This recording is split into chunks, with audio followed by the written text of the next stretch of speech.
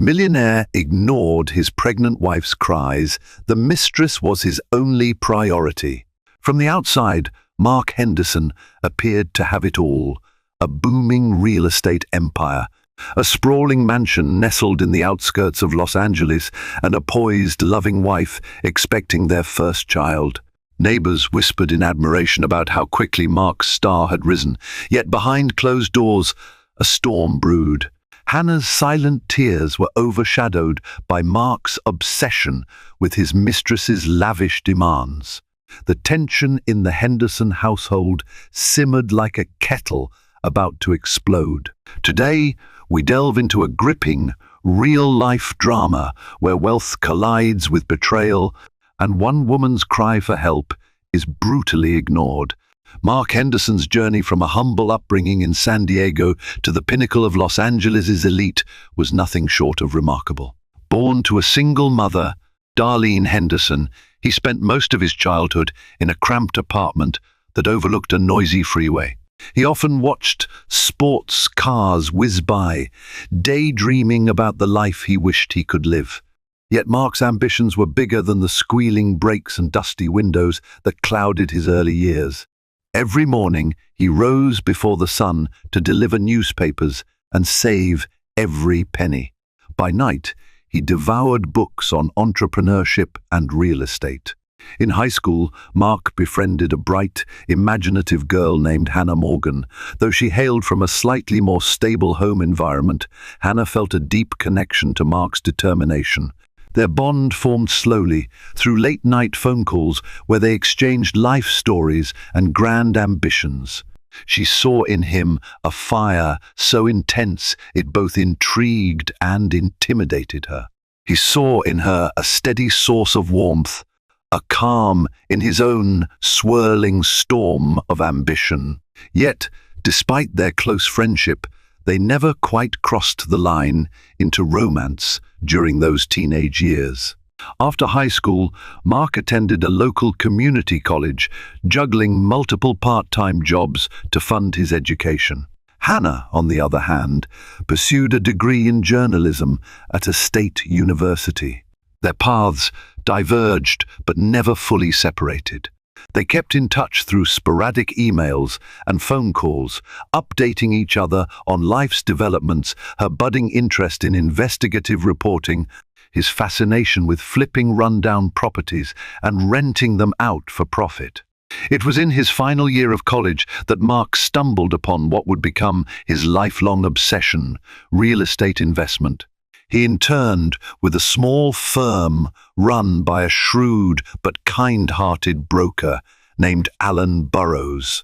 Under Alan's mentorship, Mark learned the intricacies of property valuation, market trends, and negotiation tactics. Immediately after graduation, Mark set his sights on distressed properties in neighborhoods he believed were on the verge of gentrification. He borrowed money from friends and a few of Alan's acquaintances to make his first purchase, a dilapidated house in East Los Angeles. That first venture brought Mark a modest profit, but more importantly, it validated his instincts. Through grueling hours and endless research, he honed his strategy, scouring the city for hidden gems with potential. With each successful flip, his reputation grew. Investors saw in him an unrelenting drive and an uncanny ability to foresee development hotspots. By the time he turned 28, Mark had amassed a modest portfolio. By 30, he was a millionaire several times over, known in industry circles for his sharp mind, ironclad work ethic, and appetite for risk. During that same period, Hannah built her career in journalism. She worked for a local paper, covering community events and minor political scandals, and soon developed a knack for digging deeper than most. Her curiosity sometimes got her into trouble, but it also won her awards. Despite her success, life felt strangely incomplete. She dated a few men, but none sparked the same sense of fervor she'd felt in Mark's presence. And so, one night, when an unexpected invitation arrived for a gala celebrating local entrepreneurs, She accepted without a second thought. The invitation happened to come from Mark Henderson, who was being honored for his contributions to affordable housing in a low-income neighborhood. At that gala, set in a luxurious hotel ballroom in downtown Los Angeles, their reunion was electric. Mark recognized her instantly, despite the elegant dress and poised demeanor she now carried with confidence. Hannah hardly recognized the suave, tailored suit wearing man shaking hands with city officials and real estate moguls. Their eyes met across the room, and it was as though years of distance melted in a single glance. They found each other after the ceremony, huddling in a quiet corner with glasses of champagne, catching up on all they had missed. They spoke of childhood memories, their separate journeys, and their renewed ambitions. Mark couldn't help but admire Hannah's unwavering sense of justice, her empathy, and her refusal to compromise on integrity in her reporting. Hannah was awed by his maturity and his ability to wield considerable influence without losing the essence of who he was, that tenacious boy from San Diego who delivered newspapers at dawn. One meeting led to another, which led to a late-night coffee date and a long stroll by the Santa Monica Pier. Mark confessed that the path to success was lonely, filled with uncertain partnerships and the ever-looming fear of financial ruin if a deal went wrong. Hannah shared her frustrations with corruption stories being buried by editors too afraid to challenge powerful figures. As they walked under the moonlit sky, the closeness they once felt in high school grew more potent. They connected on a deeper level, no longer as naive teenagers, but as adults who had faced life's complexities and emerged stronger. It did not take long for them to officially become a couple. Their circle of friends whispered that the union of Mark and Hannah felt like destiny. Hannah's parents, Laura and Joseph Morgan, were ecstatic to see their daughter with a man so devoted to his passions, yet so attentive to her every word. Mark's mother, Darlene, though proud of her son's achievements, felt an even greater pride seeing him choose a partner who stood by him with unwavering resolve. Their courtship was short but intense. Mark, ever the grand gesture type, proposed to Hannah at the top of the Griffith Observatory. It was a private moment beneath the stars, the city lights glittering below them as Mark slipped a delicate diamond ring onto her finger. She said yes, tears streaming down her cheeks, and their embrace was a promise of a future built on trust, mutual respect, and a love rooted in shared history. Their wedding took place on a warm summer afternoon in the backyard of a friend's estate in Malibu. It was an intimate affair, attended mostly by close family, longtime friends, and a handful of Mark's business associates. Hannah wore a simple yet elegant gown, carrying a bouquet of white roses that contrasted beautifully with her dark hair. Mark looked every bit the confident groom, but his voice quivered with emotion as he recited his vows. He promised to love and protect Hannah, to value her spirit and her independence, and to be there for her in moments of triumph and despair. For a time, life was beautiful. They settled into a renovated Spanish-style villa in the rolling hills of Los Feliz. Hannah continued her journalism career, while Mark expanded his real estate empire. Their combined schedules were demanding, but they made time for each other, shared breakfasts where they discussed their dreams, quiet evenings watching documentaries, spontaneous weekend getaways to quiet coastal towns. But with success came pressure. As Mark's wealth ballooned, he found himself juggling an ever-growing list of clients, partners, and high-stake deals. Every morning seemed to arrive with an urgent phone call from an investor demanding progress updates. Every evening brought a new networking event. Hannah, committed to ethical reporting, ran into challenges at work whenever her stories stepped on the toes of influential individuals. Despite their busy lives, they remained each other's anchors, or so Hannah believed. Then came the news that would change everything. Hannah was pregnant. She had discovered it on a random Tuesday afternoon after feeling unusually nauseous. A test confirmed it, and she rushed to Mark's office with trembling excitement. Mark's reaction was as elated as she'd dreamed. He lifted her off her feet in a swirl of genuine joy. That evening, they celebrated privately with a homemade dinner and a promise to raise their child in a household brimming with love. But life has a strange way of twisting joy into sorrow when hidden cracks begin to widen. The cracks in Mark's life were subtle at first. Missed dinners, a vague restlessness in his eyes, business trips that seemed more frequent than ever. Hannah tried to be understanding. His career was intense, and she believed that his dedication provided them with a comfortable life. Yet, a small seed of doubt took root in her mind when she found a lipstick-stained handkerchief in his jacket pocket. It was not hers. She tried confronting him gently, but Mark dismissed it with a laugh, attributing it to an overly friendly client who had hugged him at a charity event. He had forgotten to get it cleaned, he claimed, offering a quick apology before rushing to another meeting. Still, Hannah felt uneasy. She knew Mark's ambitious nature was part of what made him who he was, but she also sensed a shift. He was more guarded with his phone, more prone to irritability, and sometimes she caught a hint of perfume on his suits that smelled nothing like her own. When Hannah was about 4 months along, she began noticing explicit changes in Mark's schedule. Late-night phone calls, abrupt outings he refused to explain, and an unsettling coldness that settled between them. At first, Hannah blamed pregnancy hormones for her heightened sensitivity, but deep down, she suspected there was more at play. Her suspicions were confirmed one afternoon when Mark left for a business meeting and inadvertently forgot his phone in the car. It buzzed incessantly, flashing messages from a contact labeled only with the initials LS. Hannah's heart pounded as she read the words displayed on the lock screen. "Missing you already. Can't wait to see you again tonight." Though Mark had never given her his passcode, the message alone was enough to shatter her remaining illusions. Stricken with disbelief, Hannah wrestled with whether to confront him directly. She knew Mark was proud, prone to denial if cornered without incontrovertible evidence.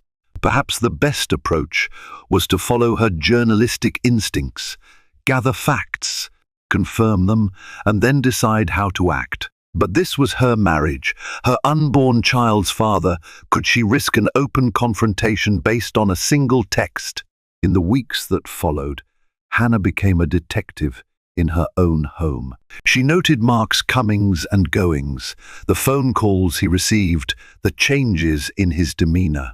Each new clue drove a deeper wedge of pain into her heart, but she kept her suspicions hidden behind forced smiles and polite conversation. She feared that if she confronted him without ironclad proof, it might destroy the fragile balance they still maintained. Her fears were not unfounded. Mark was indeed entangled in an affair. Late-night trysts at luxury hotels, secret dinners at candlelit restaurants where he assumed no one would recognize him, these became the new routine for a man once defined by loyalty and grit. The mistress in question was a woman named Lillian Stewart, a striking former model with connections to Hollywood's elite. Lillian had her own ambitions, launching a high-end fashion line, and she saw in Mark both a romantic partner and a financial patron who could help her achieve her dreams. Mark, seduced by her allure and perhaps by the novelty of a life that was free from the emotional weights of domestic life, found himself falling deeper into Lillian's web. Meanwhile, Hannah navigated her pregnancy with an ever-present ache in her chest. She'd smile when her mother called, offering updates on nursery preparations and baby name ideas. She'd put on a brave face at her obstetrician visits, feigning normalcy as the doctor showed her the baby's healthy heartbeat on the ultrasound. But inside, her suspicions thrummed like a constant drumbeat. Each lie Mark told, each elusive phone call was another blow to the marriage she cherished. As the weeks turned into months, the tension became too thick to ignore. Hannah knew she needed definitive proof before she confronted Mark. She employed the help of a private investigator, a discreet man named Peter Caldwell, someone she'd met once while researching a corruption story.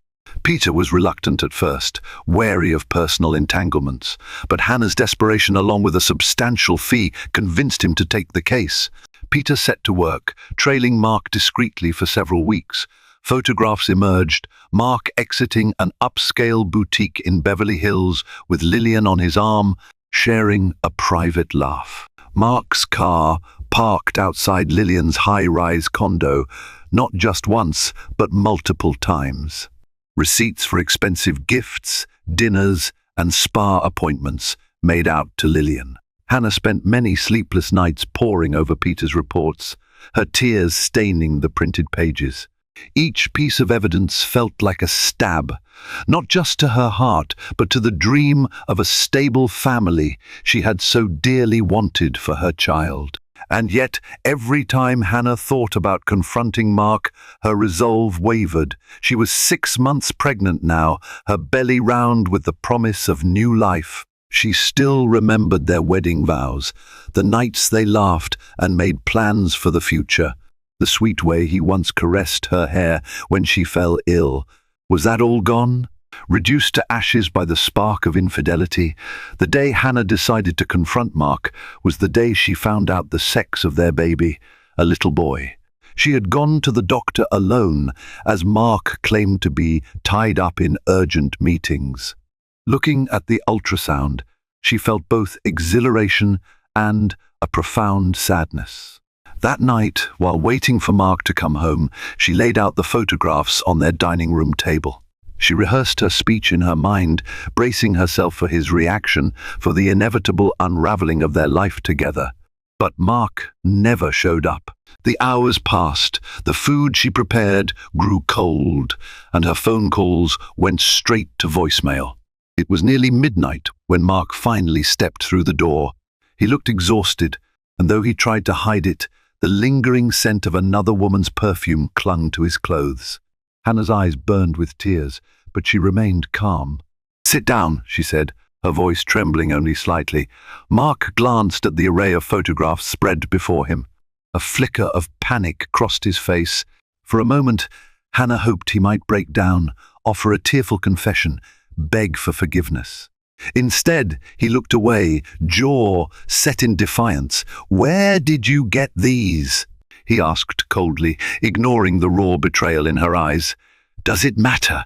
she replied, her voice strangled by heartbreak. "I know everything, Mark. I know about Lillian Stewart. I know about the late nights, the trips, the gifts. You can't lie to me anymore." Silence settled between them, heavy as a concrete wall. Finally, Mark spoke. "It's not what it looks like," he began, but even he seemed unsure of his own words. Hannah waited, but he offered no better explanation. "How could you do this? I'm your wife. We're having a child, a son." Her voice cracked, tears welling up. "I trusted you. I believed in us." Mark sank into a chair, burying his face in his hands for a moment before looking up at her. "I never meant for this to happen," he whispered, voice thick with something that could have been remorse or simply exhaustion. "Lillian and I. It was just a distraction. I'm under so much pressure. Hannah, this new development deal is worth millions, and investors keep pushing."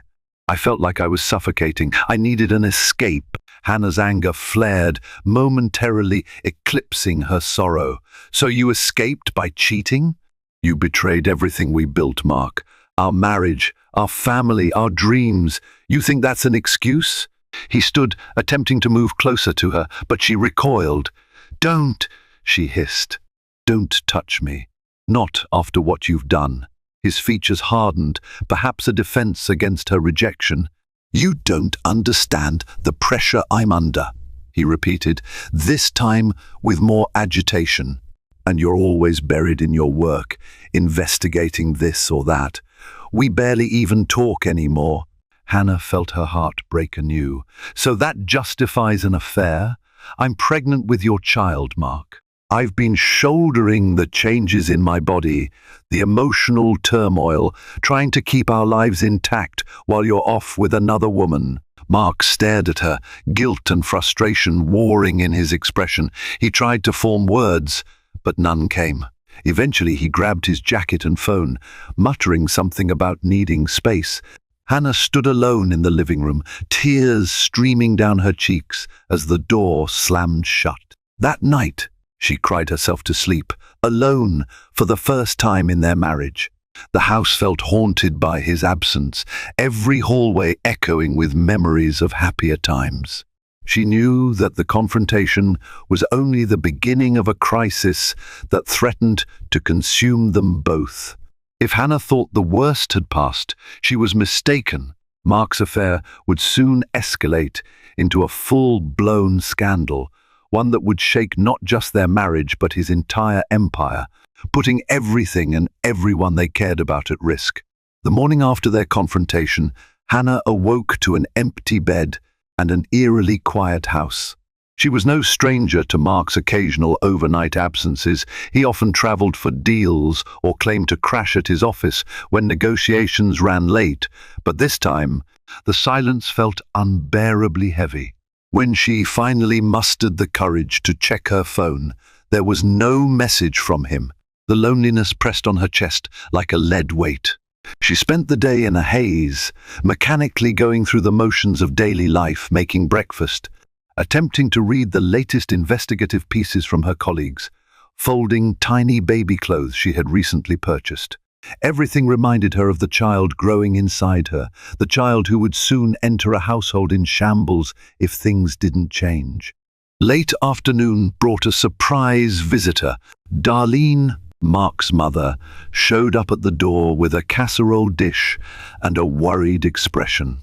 "I got the sense something was wrong," Darlene explained softly. "Mark called me, said he needed some space." "That's not like him. Where is he?" Hannah's composure cracked, and the tears she'd been holding back came rushing forth.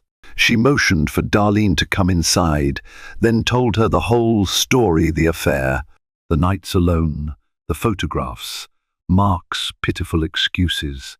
Throughout her tale, Darlene remained silent, her eyes filled with both sorrow and anger. When Hannah finished, Darlene placed a comforting hand on her shoulder. "I'm so sorry you're going through this," she said gently. "I never imagined my son would do something so reckless, especially now."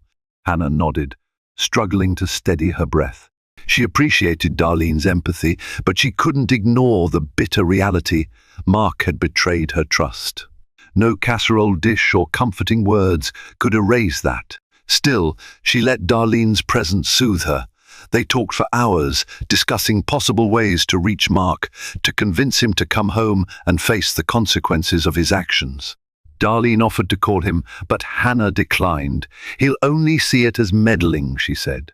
"I need him to come back on his own terms, ready to talk." That night, Hannah tried once more to call Mark, but again it went straight to voicemail. Exhausted, she retreated to bed. She tossed and turned, her mind spiraling with dark thoughts. Had he chosen Lillian over her for good? Would she end up raising this child alone? Meanwhile, Mark was indeed with Lillian, holed up in a penthouse suite in downtown Los Angeles.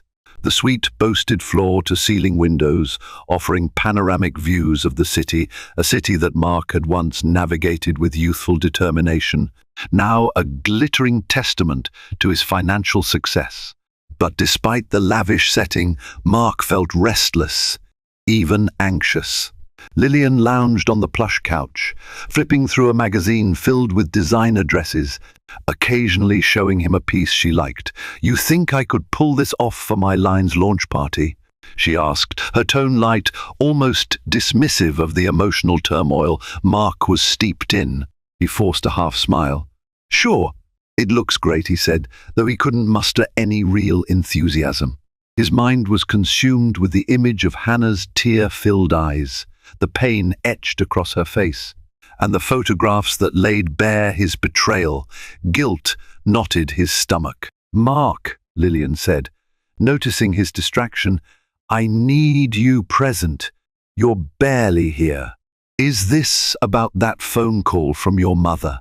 he sighed, rubbing his temples. "It's about everything," he admitted. "I messed up, Lillian. The first know that. Hannah's pregnant 6 months now, and I've all but deserted her." She set the magazine aside and moved closer, wrapping an arm around his shoulders. "You're too hard on yourself," she whispered, leaning in. "We have something special. I'm not asking you to abandon your responsibilities, but you can't keep torturing yourself like this. Maybe it's best you finalize things with Hannah. You have your life, and I have mine, but we can create something together." His jaw clenched. Deep down, Mark knew that every minute he spent in Lillian's company was a minute further from redemption with Hannah. Yet he felt entangled, drawn in by Lillian's worldliness, her understanding of the pressures that came with high-stakes business. Or at least, she claimed to understand.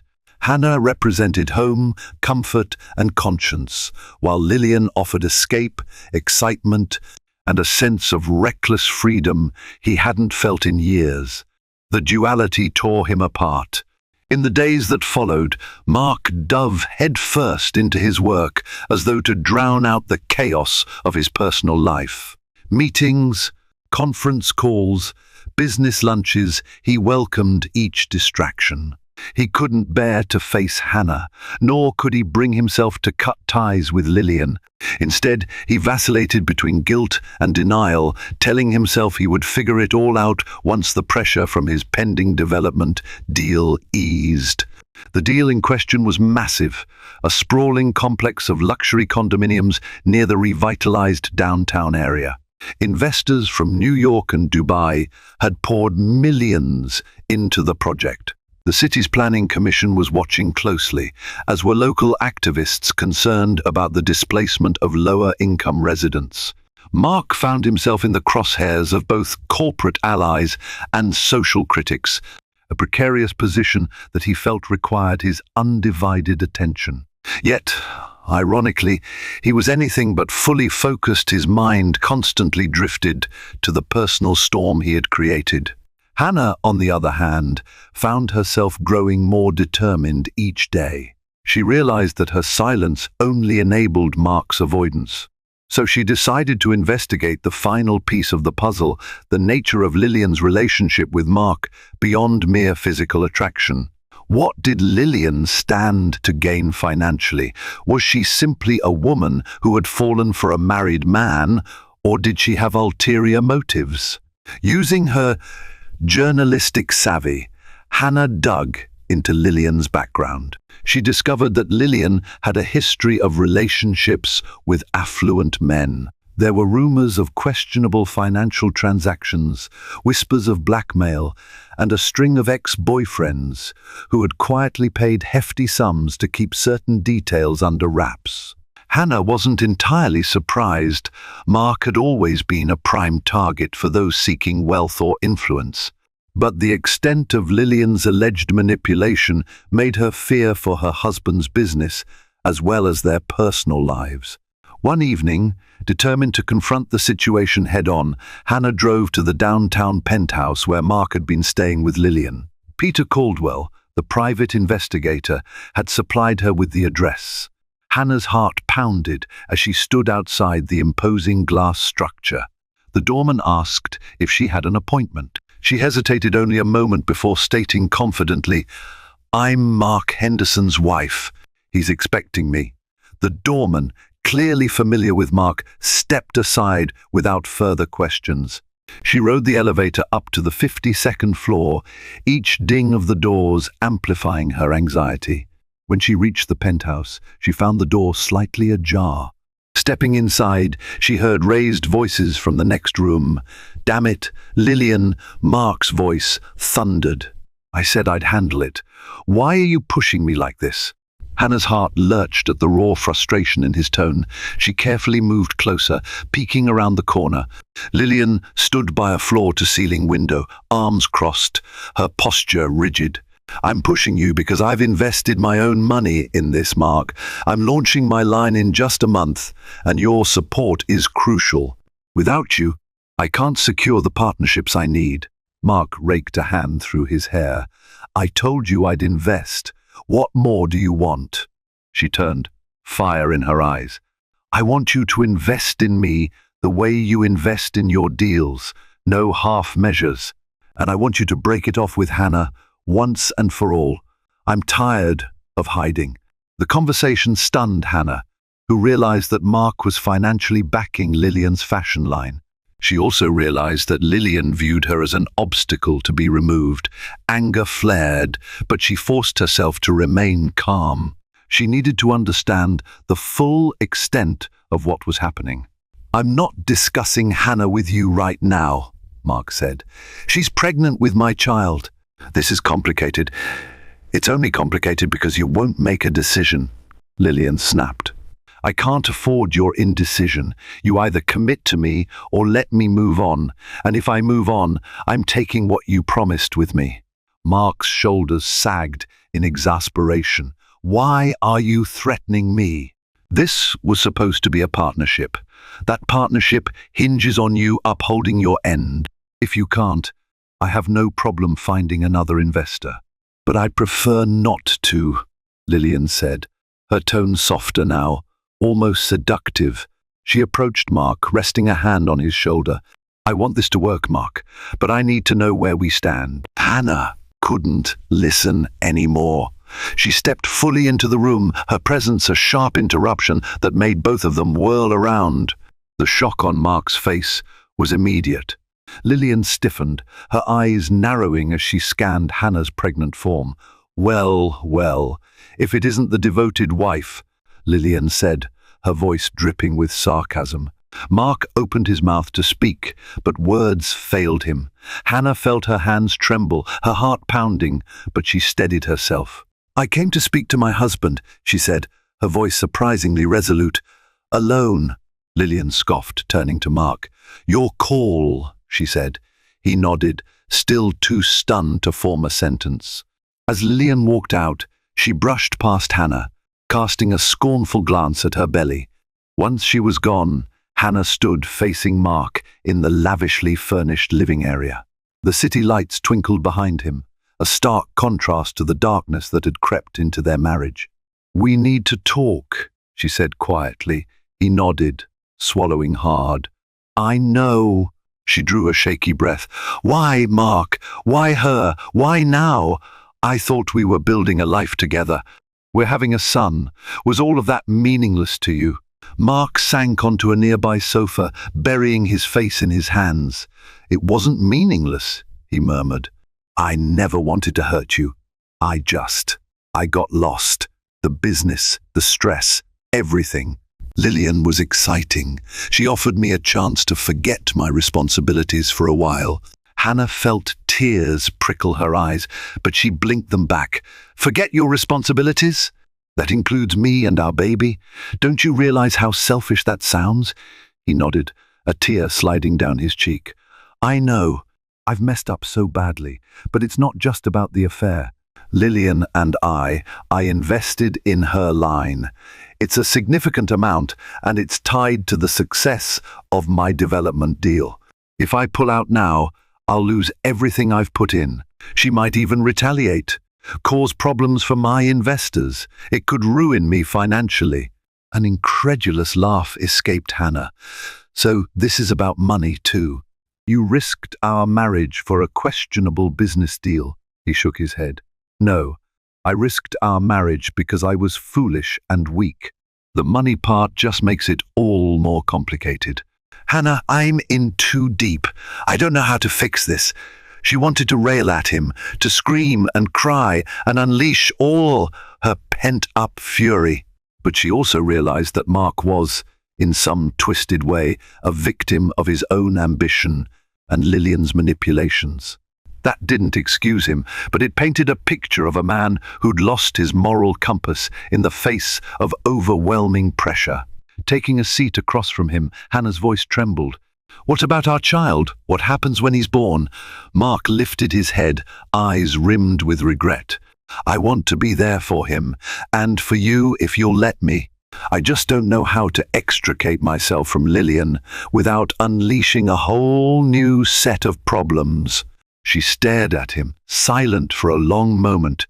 Are you prepared to be a father, Mark? Being a father means putting someone else's needs before your own. It means sacrificing, making hard choices. Can you do that? He clenched his jaw, inhaling shakily. I want to try. I want to fix this, but I need time to sort out the financial ramifications to make sure Lillian doesn't retaliate. Hannah felt a wave of exhaustion wash over her. Here she was, 6 months pregnant, standing in a penthouse that reeked of betrayal, listening to her husband talk about how he might salvage their life while protecting his money. She pressed a hand to her belly, feeling a gentle kick, a reminder that a little life depended on her. She stood up, her posture determined. I won't beg you to come home, but if you care about me, about our child, you'll find a way to leave Lillian behind, deal or no deal.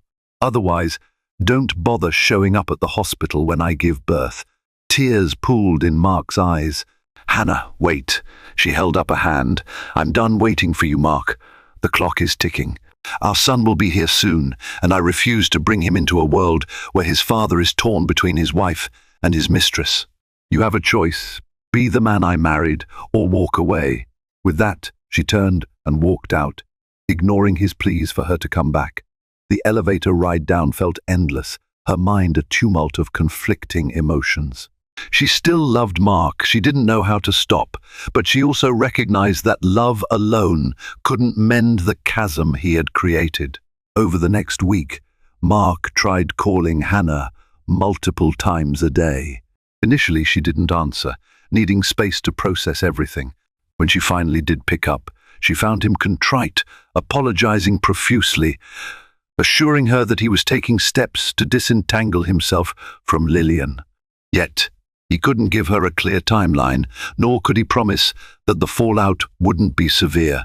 He spoke of high-stake negotiations with Lillian's lawyers, and she wondered how it had escalated so quickly. The woman was more than a casual mistress. She was a business partner wielding real power over Mark. During this time, Hannah found solace in unlikely places. She rekindled friendships that had faded amid her busy schedule. She invited her parents to stay with her for a few days, grateful for their unwavering support. Laura Morgan rubbed Hannah's feet and told her stories about the joys and challenges of motherhood, while Joseph Morgan assured her that, no matter what happened with Mark, they would stand by her. Yet the emotional toll took a physical toll as well. Hannah began experiencing elevated blood pressure, and her obstetrician ordered her to rest more. The stress wasn't good for the baby, the doctor warned, and Hannah needed to prioritize her health. One evening, as she lay in bed, her phone pinged with a text message. It was from a number she didn't recognize. The message read, "You think you're so righteous, but Mark isn't the saint you imagine. If you try to take him away from me completely, you'll regret it. L." Fear coursed through her veins. Lillian had her number. Lillian was threatening her, albeit indirectly. Hannah's resolve only hardened. If Mark didn't cut ties with this woman soon, the situation would escalate beyond repair. Meanwhile, Mark found himself fighting battles on multiple fronts.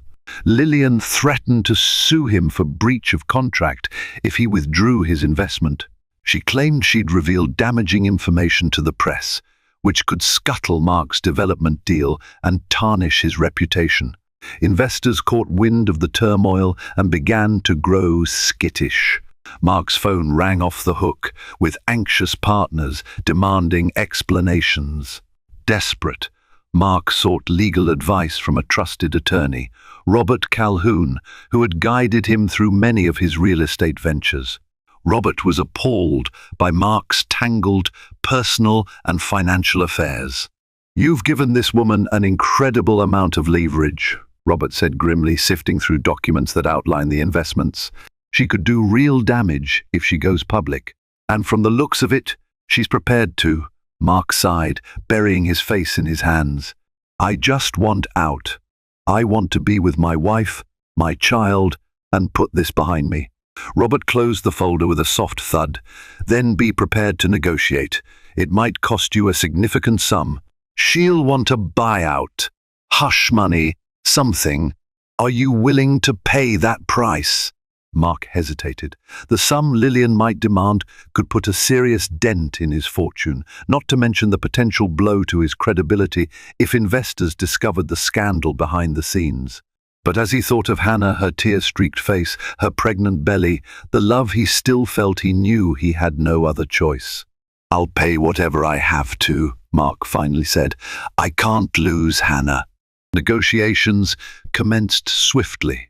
Robert Calhoun reached out to Lillian's legal team, offering a substantial settlement in exchange for her silent withdrawal from both the business partnership and Mark's personal life. Lillian played hardball, demanding an even higher figure, along with Mark's guarantee that he wouldn't sabotage her fledgling fashion line. Days turned into nights of tense back and forth. Meanwhile, Hannah remained cautious, refusing to meet Mark in person until he assured her the deal was in motion. At times, she questioned whether Mark's motivations were purely financial. Could a man who truly loved her and their unborn child have gotten them into such a predicament to begin with? Still, she wanted to believe in redemption. If Mark could truly sever ties with Lillian, perhaps they could rebuild, albeit slowly and painfully. She recognized that forgiveness wouldn't come easily, but for the sake of their child, she was willing to try, provided Mark demonstrated genuine remorse and commitment. However, fate threw another curveball. On a humid afternoon, as Hannah tried to rest, she received a frantic call from an unknown number. When she answered, she heard a voice trembling with urgency, one of Mark's junior associates. Miss S. Henderson? Please, you have to come to Mark's office. Something bad has happened. Panic overtook her. She demanded an explanation, but the associate was too frazzled to provide details, only repeating that Mark needed her immediately. Ignoring the doctor's advice to stay calm, Hannah rushed out, hailing a taxi to Mark's corporate headquarters. Her mind spun with worst-case scenarios. Had Lillian made good on her threats? Had Mark's investors pulled out at the last minute, triggering a meltdown? Or worse, had Mark been hurt? When the taxi pulled up to the towering glass building, Hannah's anxiety soared. She hurried inside, ignoring the curious stares of employees who recognized her.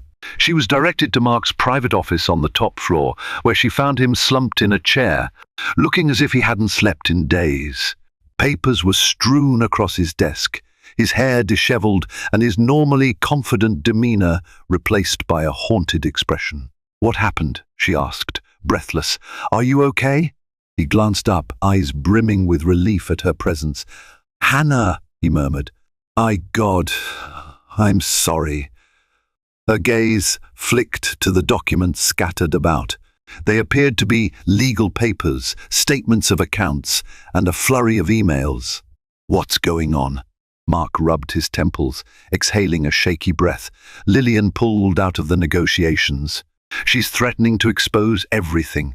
She has evidence, pictures, texts, bank transfers that could ruin my reputation and sabotage my deals.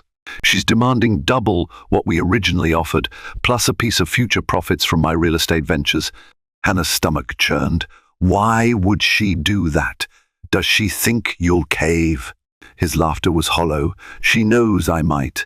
Too much is at stake, my business, the livelihoods of my employees, our future.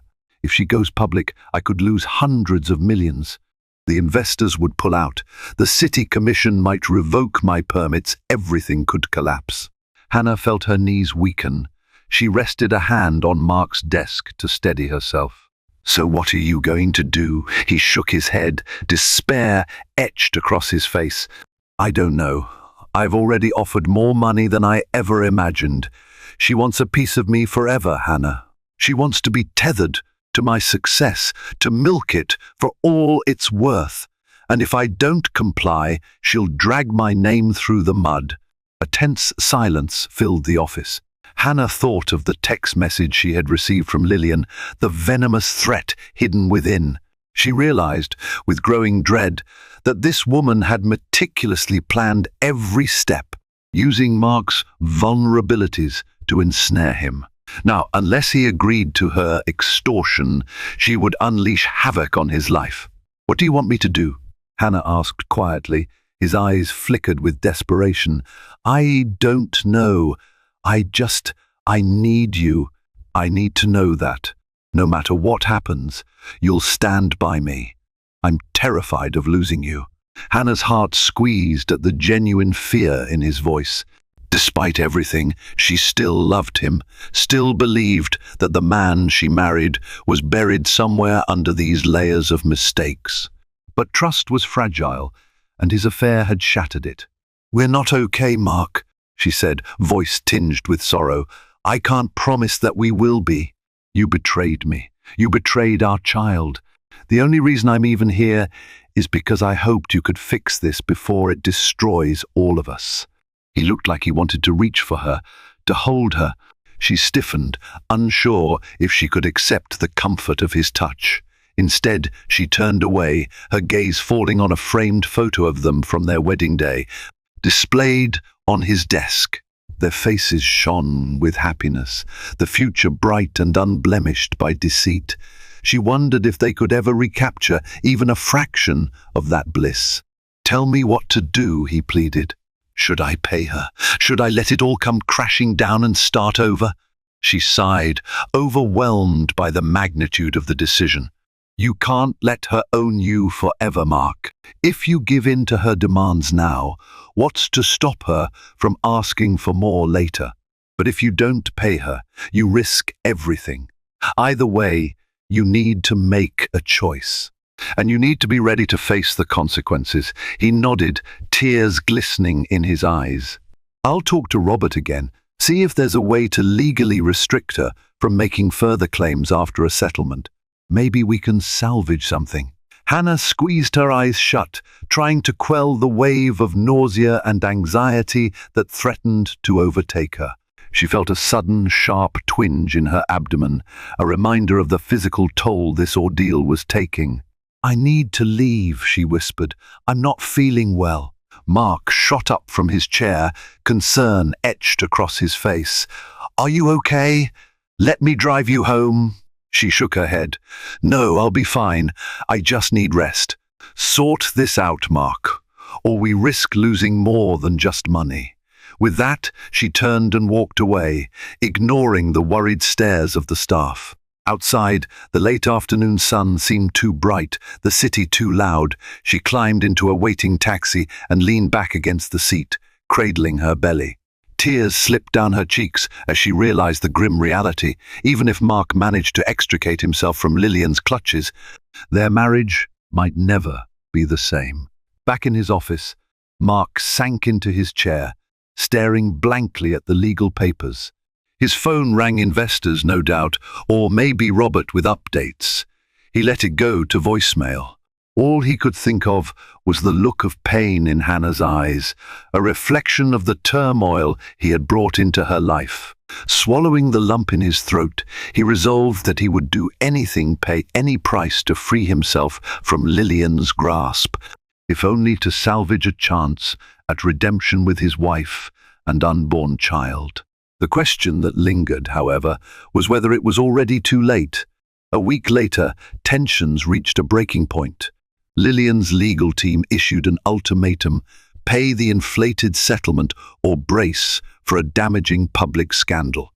Mark, cornered, agreed to the payout, but he demanded a strict non-disclosure agreement that prohibited Lillian from demanding more money or revealing their affair in any form. Stung by the threat of potential lawsuits, she finally relented. The transaction was swift and brutal. In a single wire transfer, Mark forfeited a hefty portion of his fortune, effectively buying back his freedom. Investors were kept in the dark, about the true reason behind the large withdrawal, believing instead that it was tied to strategic real estate moves. Robert Calhoun ensured that every legal document was airtight, leaving Lillian with no further leverage. With the crisis contained, Mark approached Hannah with a mixture of relief and dread. She listened to his confession about the settlement, her expression weary. Though she was glad the immediate threat had passed, her trust remained shattered. Healing would require time, therapy, and a deep recommitment to their vows. Days before their son's birth, Mark moved back into the Los Feliz home. Hannah allowed him a corner of the guest room, uncertain if she could share a marital bed with him yet. He spent every spare moment caring for her, driving her to doctor's appointments, and even painting the nursery walls a soft shade of blue.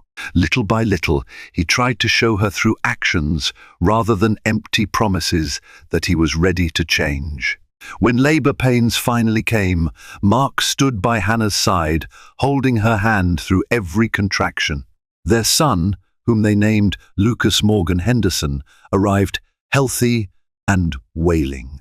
In that moment, as tears of joy and relief coursed down their cheeks, Mark and Hannah shared a fleeting sense of unity. They were parents now, bound by a love far greater than themselves. In the weeks that followed, Mark continued to prove his devotion. Late-night feedings, diaper changes, lullabies, he embraced these tasks without complaint. Hannah, emotionally and physically exhausted, found solace in his consistency.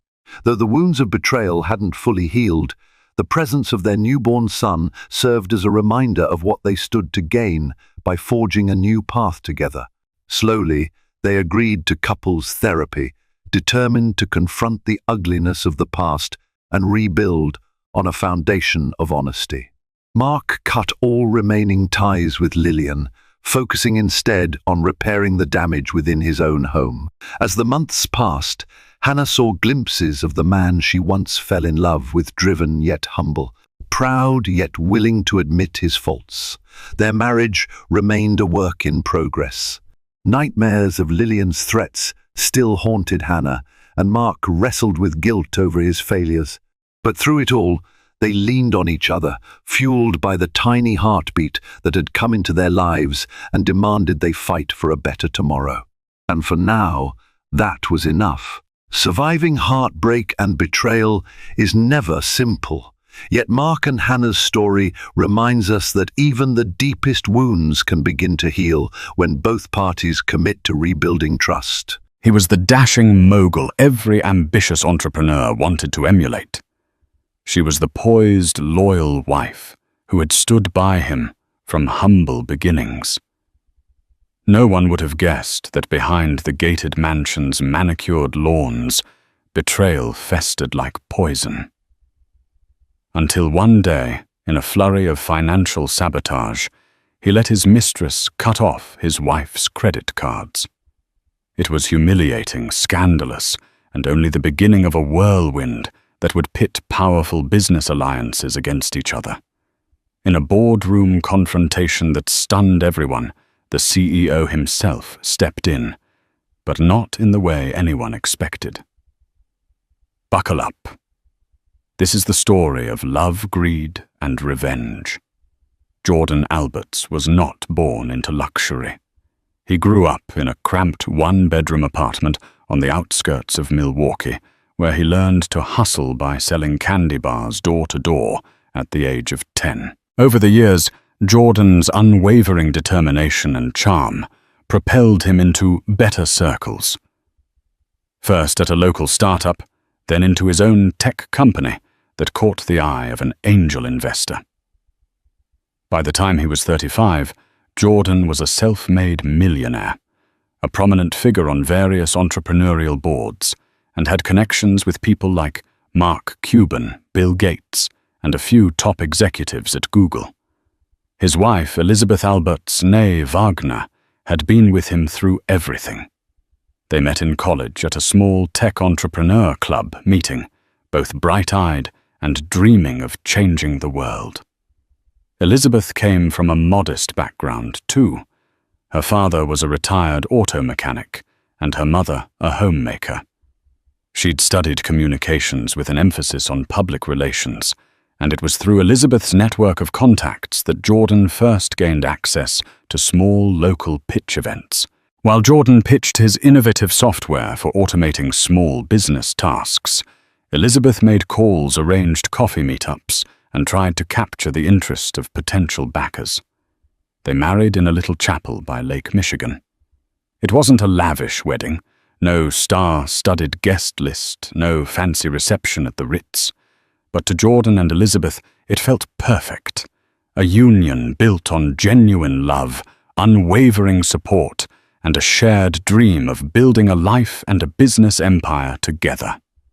Over the next decade, they grew from a modest condominium in Milwaukee to a stunning estate in Austin near Lake Travis, with a sweeping view of the water and rolling Texas hills. It was there at a philanthropic event organized by the Bill and Melinda Gates Foundation that Jordan's name landed on the radar of top-level investors. His company's smart automation technology was recognized for its potential to transform not just small businesses, but large-scale manufacturing and logistics. Soon after, Jordan's net worth skyrocketed from a mere $5 million to well over $200 million. For a while, everything was picture perfect. The marriage was strong, their personal synergy unwavering. Elizabeth handled some philanthropic duties, organizing events, acting as a goodwill ambassador for Jordan's brand, and forging new partnerships through her PR background. Their household staff adored them, describing Elizabeth as kind, gracious, and always mindful of the people around her. But money can be a seductive force, and success can open doors to darker temptations. Jordan began attending more exclusive networking events in Beverly Hills, New York, and beyond. Elizabeth was often at his side, but there were times she couldn't attend. Perhaps she was busy finalizing the details for a charity gala, or maybe she was simply burnt out from the unrelenting schedule. It was during these times, rare at first, then increasingly common, that Jordan got close to someone else. Her name was Ava Monroe. She was a rising star in the world of technology law, representing high-profile clients like Tesla, Amazon, and a few top-tier cryptocurrency exchanges. She had a reputation for being ruthless in negotiations, seductive in social gatherings, and unbelievably charming behind closed doors. The rumor mill started buzzing the moment Ava was seen at Jordan's table during a private dinner after a tech summit in Las Vegas. Elizabeth wasn't there. She had chosen to stay in Austin, meeting with a team of female entrepreneurs Jordan was mentoring. A few people whispered about Jordan's visible fascination with Ava, the way he leaned in whenever she spoke, how they clinked champagne flutes with an intimacy that suggested more than just business talk. No one knew for certain how fast or how deep it went, but soon the signs became undeniable. Lavish gifts appeared on Ava's social media, including a diamond bracelet, suspiciously similar to the ones Jordan's company had once gifted important clients. Photos emerged of Jordan and Ava at high-end restaurants in Manhattan, always carefully angled to obscure Jordan's face, though keen observers could still identify him by the sliver of a recognizable watch or the faint reflection in a mirrored wall. By the time the rumors reached Elizabeth, they were no longer rumors, but near-confirmed facts. She felt her chest tighten, her world spinning out of control. This couldn't be real. Jordan had always been a loyal partner. But the evidence was too compelling to deny. She confronted him in the privacy of their Lakeview mansion. At first, Jordan denied everything. Yet denial quickly turned into a half-hearted admission once Elizabeth presented him with photographic evidence. Like a skilled negotiator used to controlling deals, Jordan tried to manipulate the situation, insisting that Ava was just a business associate, someone he occasionally had dinner with. But Elizabeth saw right through it. She had always been adept at reading him. A chill settled over their once loving home.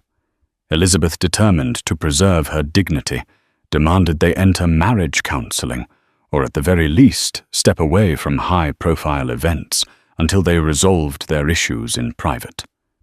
Jordan nodded, providing non-committal answers. He had never liked therapy, never seen the point in discussing feelings with a stranger. He agreed to her wishes on the surface, yet beneath the facade, he continued his involvement with Ava, allowing the illicit relationship to take root.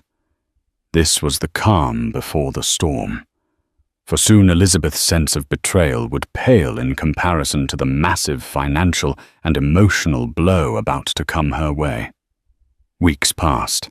Elizabeth tried to focus on her philanthropic work and personal projects, attempting to distract herself from the growing chasm between her and Jordan.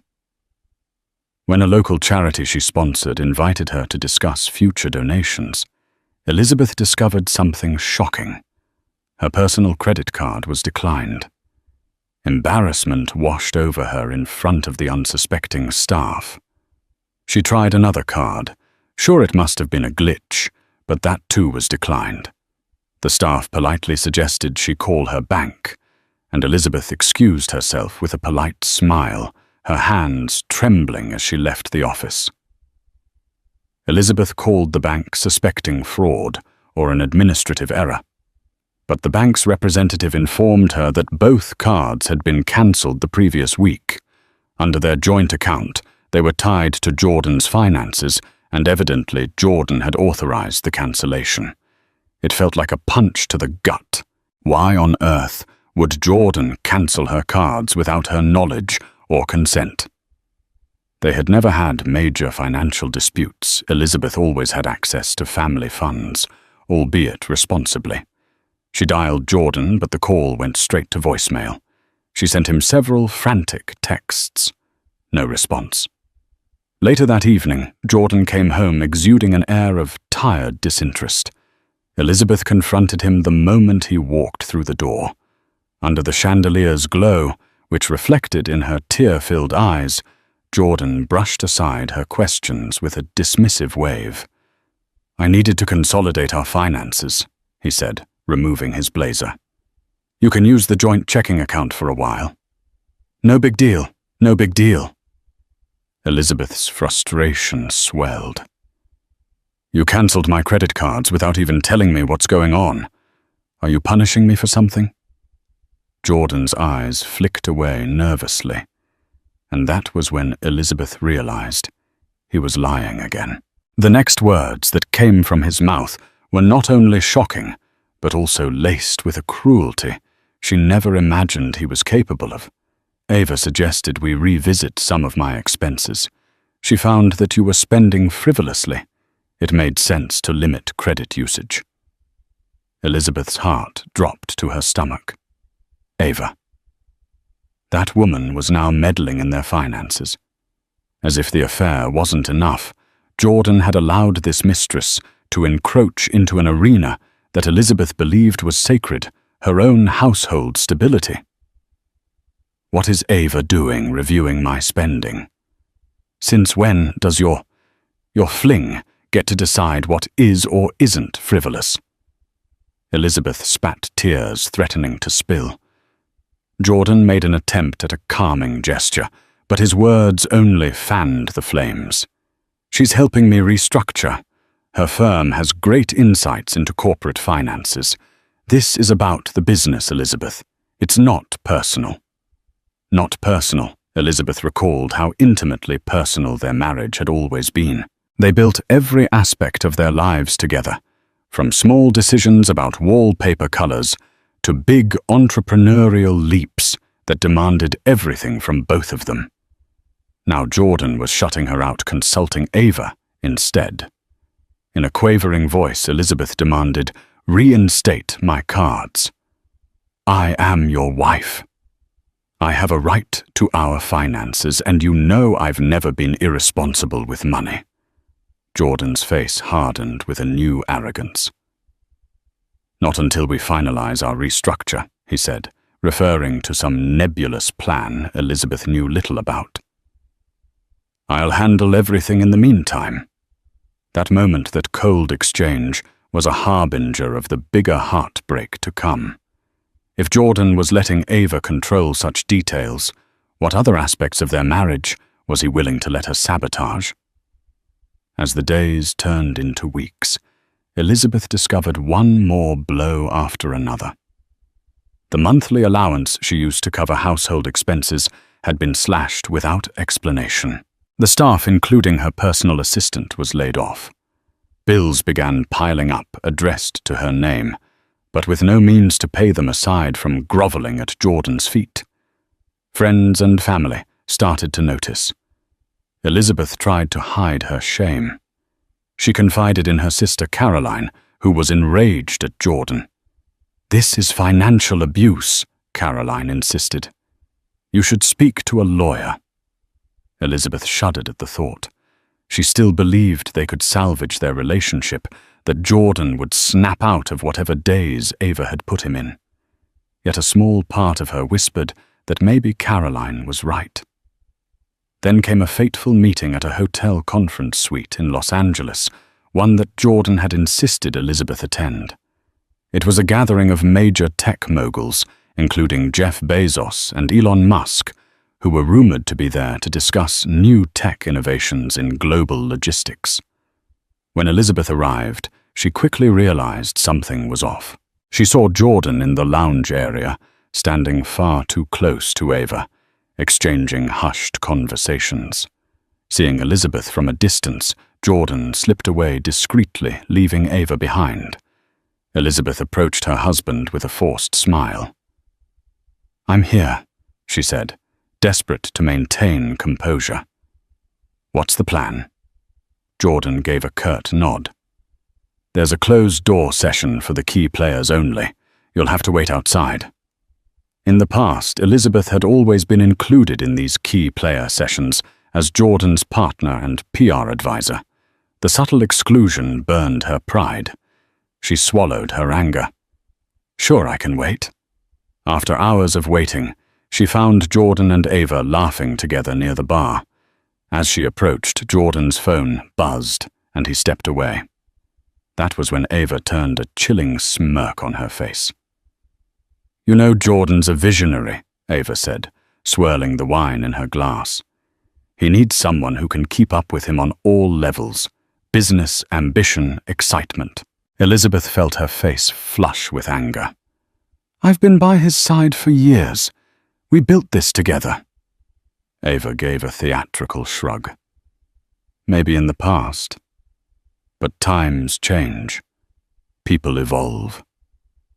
I guess you were too comfortable." Elizabeth clenched her fists, biting back a retort.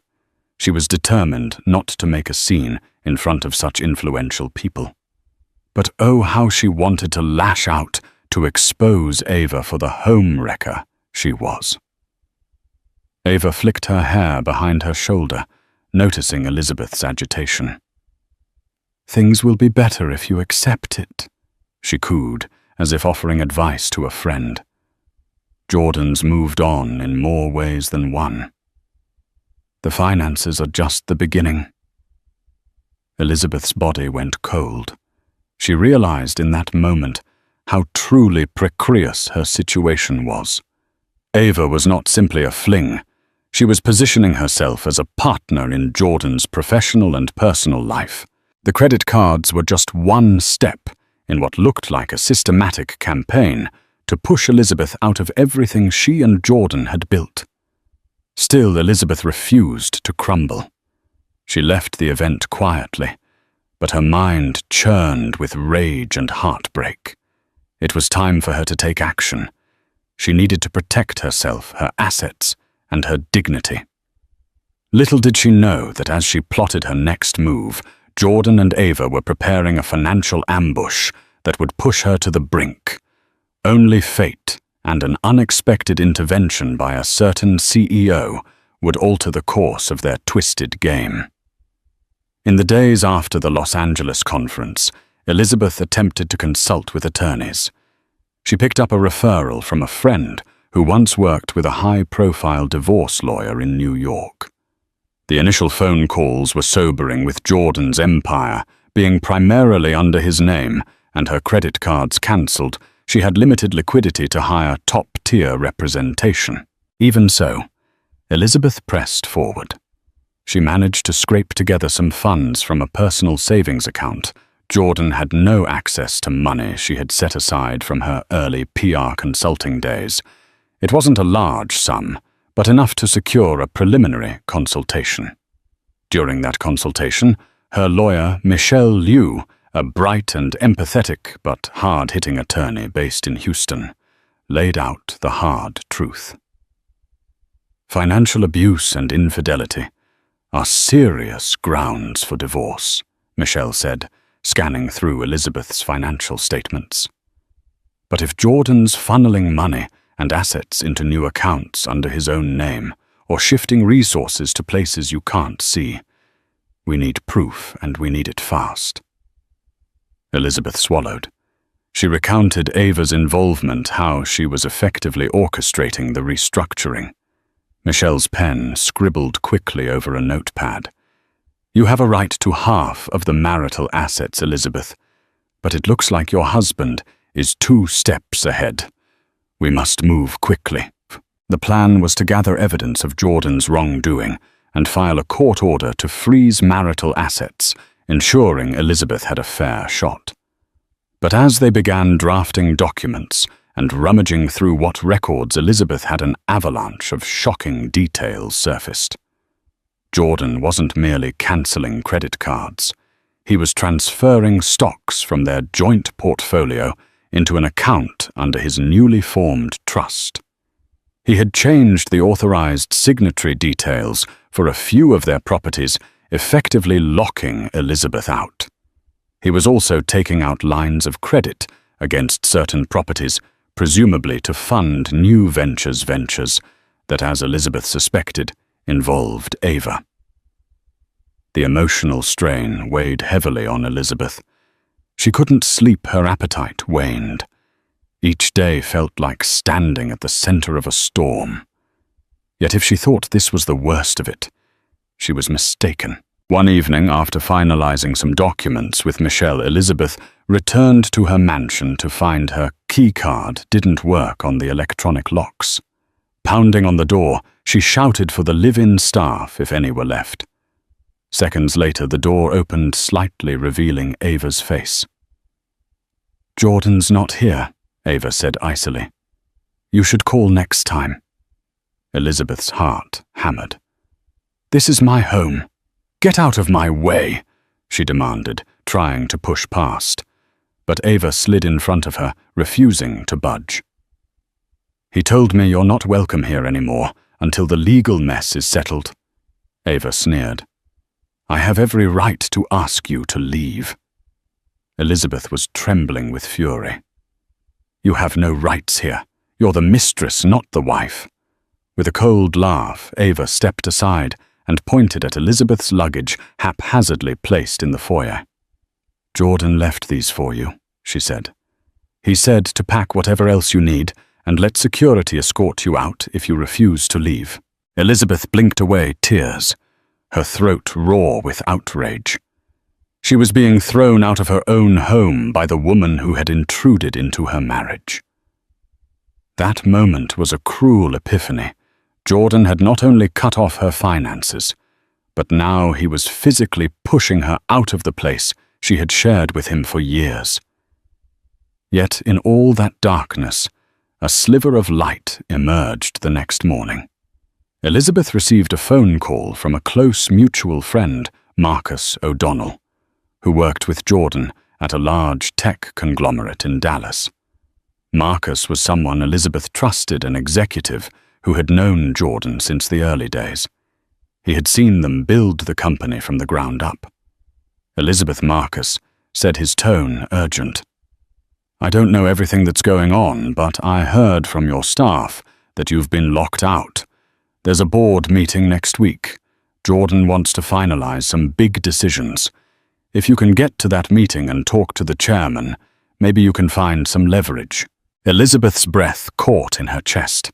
The chairman of this particular conglomerate was none other than famed CEO David Hartridge, known not just for his visionary leadership, but also for a strict code of ethics. Over the years, Hartridge had invested heavily in Jordan's business. He was the reason Jordan sat on that board. He's not the type to meddle in personal affairs, Marcus warned. But if Jordan's pulling stunts that compromise your share in the company, Hartridge might step in. He's big on fairness and hates scandal. It was the glimmer of hope Elizabeth needed. She thanked Marcus profusely.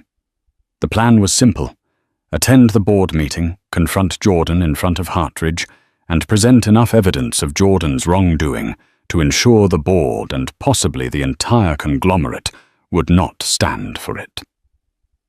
She spent the week gathering documents, bank statements, and text message screenshots that implicated Jordan in unscrupulous financial moves.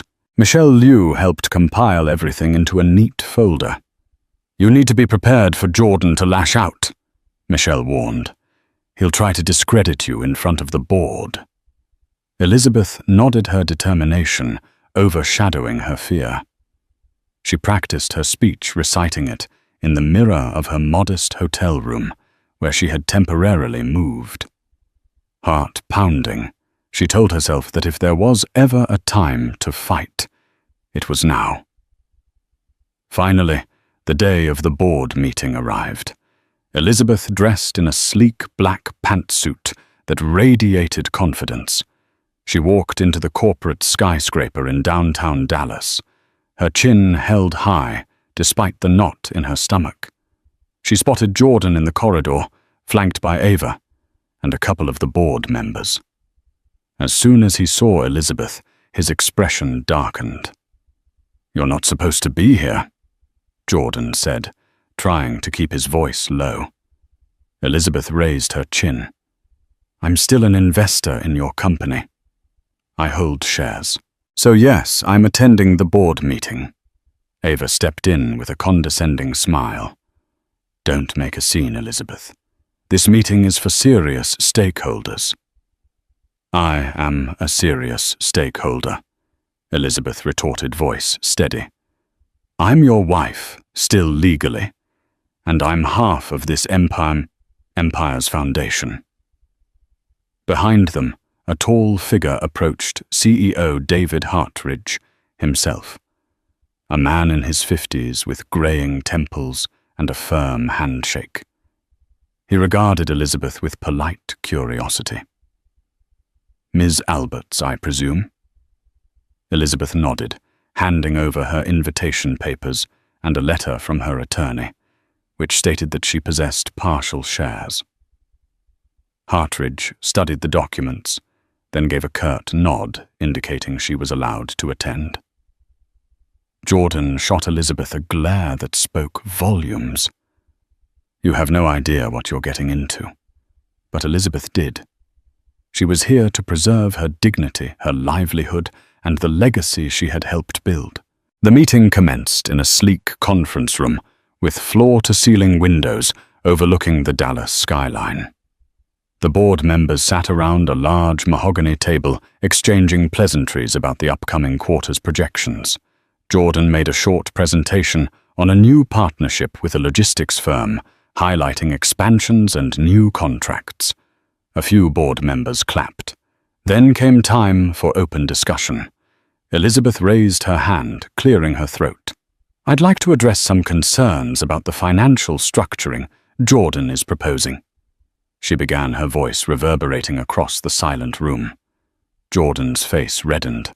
Ava, seated beside him, tried to intervene. "We should keep personal matters out of board discussions," she said. But Elizabeth pressed on, raising the folder of evidence. "These changes aren't just personal," Elizabeth said. "They could affect company stability. Jordan is funneling resources into a new trust, making questionable decisions without transparency. I have documents signed by him with references to Ms. Ava Monroe, demonstrating a conflict of interest that could potentially compromise investor trust."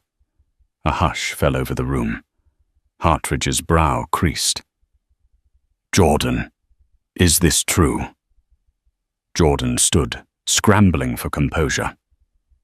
"This is a personal matter. Elizabeth is overstepping her bounds." "She's not." Hartridge replied, his voice sharp. "If there's a conflict of interest that threatens the stability of our partnership, it's very much a board matter." Jordan's eyes darted between Hartridge and Elizabeth. For the first time, he seemed cornered, uncertain how to proceed. Ava shot Elizabeth a lethal glare, realizing that Elizabeth's boldness had forced the topic into official territory. The tension was palpable. Elizabeth's heart thumped so loudly, she was certain everyone could hear it. But she stood her ground. Continuing. "I also discovered lines of credit being taken against marital properties to fund expansions. These expansions could be legitimate, but the details are obscured. I have reason to believe Ms. Monroe is manipulating these finances for her personal gain." Murmurs rippled through the board. A couple members exchanged uneasy glances. Even those who might have sided with Jordan seemed rattled by the magnitude of Elizabeth's accusations. Hartridge steepled his fingers, evaluating the situation. "I propose we recess for 15 minutes. Jordan, Elizabeth, Miss Monroe, please step into my office." Jordan inhaled frustration etched across his features, but he couldn't refuse the CEO's request, not without causing a catastrophic scene. The three followed Hartridge into a glass-walled corner office, shutting the door behind them. In that tense, enclosed space, the real battle began. Elizabeth laid out her evidence on the polished table before Hartridge. Jordan tried to dismiss it all as a personal dispute, but Hartridge was no fool. He could see the potential for scandal, especially if a partner was using company infrastructure for personal vendettas. Throughout this heated exchange, Ava attempted to deflect blame. She portrayed herself as a legal advisor, merely suggesting financial moves, disclaiming any wrongdoing. But Elizabeth's carefully compiled documents suggested otherwise. Emails, text messages, and proposed legal documents bore Ava's digital fingerprints. Hartridge's expression darkened. "Jordan, this is unacceptable. If these documents are authentic, you've put your personal entanglements ahead of corporate responsibility. I won't allow it under my leadership." Jordan's face went pale. He tried to protest, to label Elizabeth's claims as overblown, but Hartridge had already made up his mind. "Until this is sorted out, Jordan, I'm placing your proposals on hold. We can't move forward with any major financial changes if they're under this sort of ethical cloud." Elizabeth felt a surge of relief, a faint vindication. While she hadn't resolved the core issue of Jordan's betrayal, at least the board wasn't letting him run roughshod over her financial future. But Jordan, cornered and embarrassed, lashed out in desperation. "You can't shut me down like this," he snapped at Hartridge, voice tight with anger. "I'm the one who made that original deal with your conglomerate. You need my innovation." Hartridge stood up, bristling at Jordan's tone. "I'm the CEO, and you've just made me question your reliability and integrity. Watch yourself, Jordan." Ava stepped closer to Jordan, placing a hand on his arm to calm him, but he shrugged her off. "You'll regret this," he warned Hartridge, then turned to Elizabeth. "And you made a fool of me in front of everyone." Elizabeth clenched her fists, refusing to cower. "You did that to yourself," she said, voice trembling with both fear and resolve. Jordan stormed out, slamming the door behind him. Ava followed quickly, her heels clicking on the marble floor. Hartridge sighed, looking at Elizabeth, who was holding back tears. "Thank you for bringing this to my attention," Hartridge said. "I'm sorry about your personal struggles, but I have to protect the board's interests. If you need anything, contact my office. I'm not a family court judge, but I won't let Jordan drag the company down." With that, Elizabeth let out a shaky breath. She had achieved a small but crucial victory, yet she couldn't shake the nagging sense that Jordan, humiliated and cornered, was far from finished. She left the skyscraper, stepping out into the bright Dallas sun, uncertain, but determined. Little did she know this chapter was only the start of a far more explosive confrontation, one that would involve security teams, sudden betrayals, and a twist that would bring Jordan himself to his knees. Life outside the mansion was lonely, but Elizabeth was thankful for the reprieve from Ava's manipulations. She rented a small apartment near downtown Austin and used what funds she had left to secure her basic needs, while Michelle continued to press for a financial freeze on Jordan's assets. In the weeks following the tense board meeting, Jordan went surprisingly quiet. No more legal letters arrived. No more credit lines were sabotaged. He didn't attempt to contact Elizabeth, nor did Ava. Instead, it seemed as though they had retreated into some silent fortress, likely strategizing their next move. Elizabeth took advantage of the lull. She reconnected with old friends and mentors, explaining partially at least what she was going through. While many were shocked, they offered support in the form of references, moral encouragement, and occasional leads for a stable job or a business partnership. Despite the heartbreak, Elizabeth discovered a renewed sense of purpose. She wasn't just a passive bystander in Jordan's world. She had her own capabilities, her own strengths. Slowly, she started consulting for small tech firms, using her communications and PR background to help them craft compelling pitches. It wasn't a fortune, but it was honest work that reminded her she could stand on her own 2 feet. Then one evening, she received a phone call from an unknown number. A crisp, professional voice greeted her. "Hello, Elizabeth. This is Patricia Carlson. I'm an executive assistant at Tesla, working under Elon Musk's leadership team." Elizabeth's heart thudded. She had met Patricia briefly at a tech conference in Berlin 2 years ago, but they'd never exchanged more than pleasantries. "How can I help you?" Elizabeth asked, mind racing. Patricia hesitated. "I might have information relevant to your predicament with Jordan. Let's just say some of our legal divisions have been observing Ava Monroe for a while, and some red flags have come up." Red flags. Elizabeth's curiosity flared. "You're investigating her?" A slow exhale from the other end. "Our major concern is that she's potentially engaged in insider trading, or at least something that veers close to it. She's been known to manipulate powerful men to gain inside info on deals, especially around new technologies. We don't have direct evidence, but we do know that she's heavily involved in your husband's finances. We suspect she might be siphoning resources for her own agendas." Elizabeth's mind reeled. This was bigger than a domestic spat. Ava might be leveraging Jordan's resources and connections to stake her own claims in the tech world.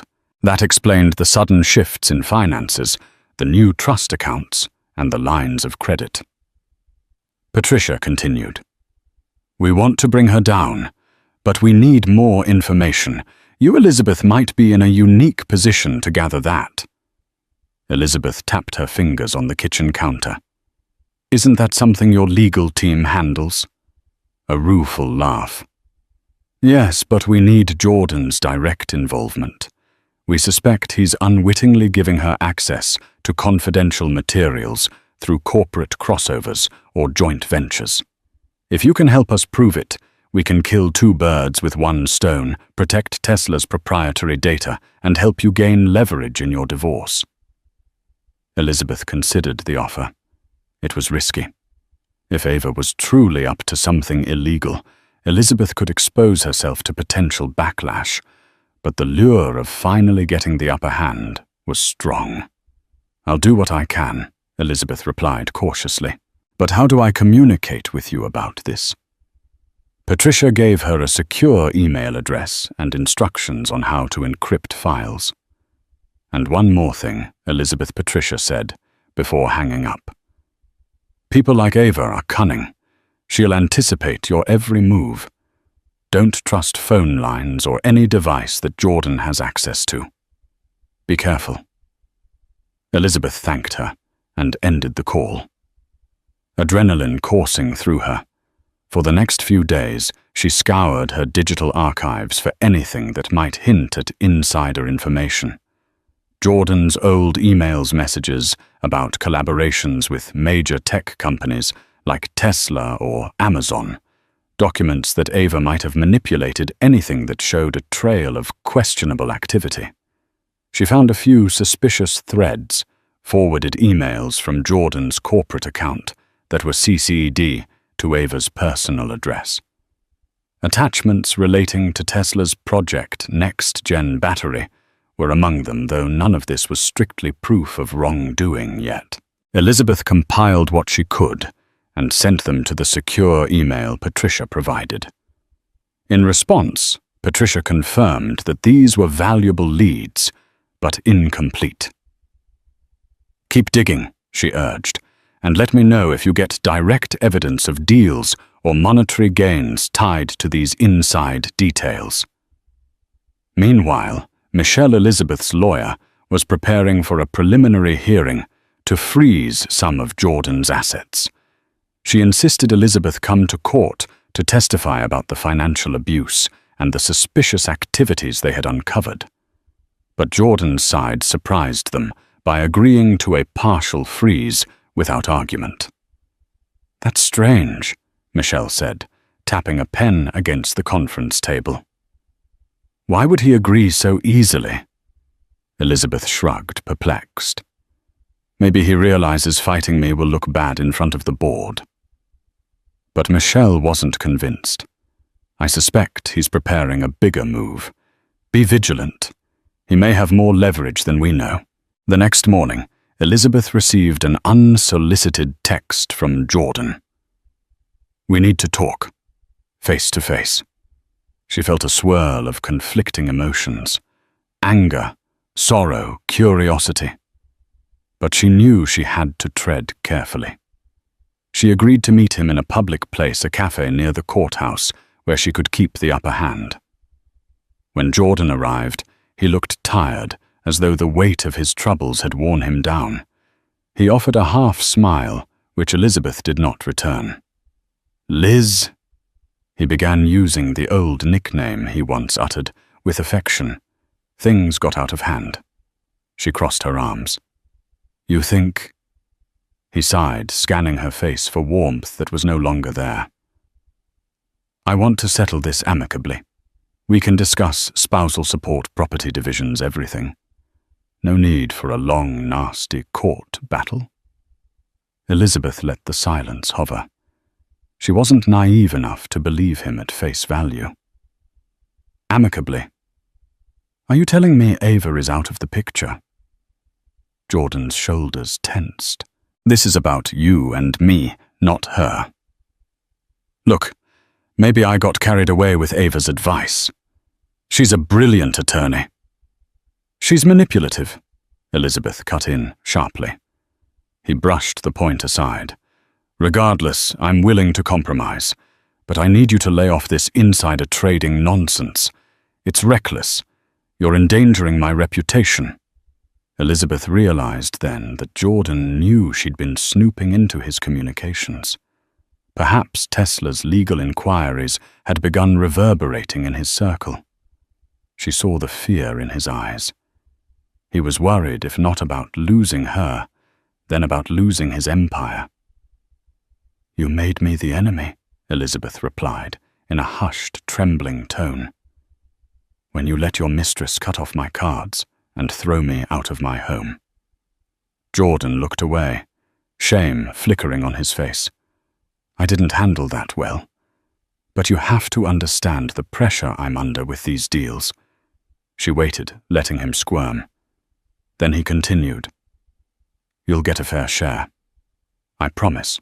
I just need you to stop meddling in my professional affairs, especially with Tesla or any other major collaborators.